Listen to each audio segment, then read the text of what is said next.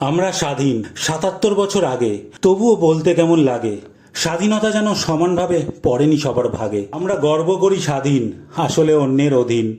লক্ষ্য করে দেখলে বুঝবে এখনো পরাধীন। কেউ বেকারত্বের সাথে, কেউ ধর্ষণকারীর হাতে। নারী পুরুষ কেউ ভিন্ন নয়, সবাই শিকার তাতে। নেই কোনো নিরাপত্তা, নারী হারাচ্ছে সত্তা। স্বাধীন দেশে দেখছো কিরাম হচ্ছে মাতৃহত্যা। একটা মাত্র মেয়ে ডাক্তার হতে চেয়েছিল সে, মা এখনো খুঁজে যাচ্ছে তার হত্যাকারীকে। ভাবছেন আপনার মেয়ে নয়, অত কিসের ভয়?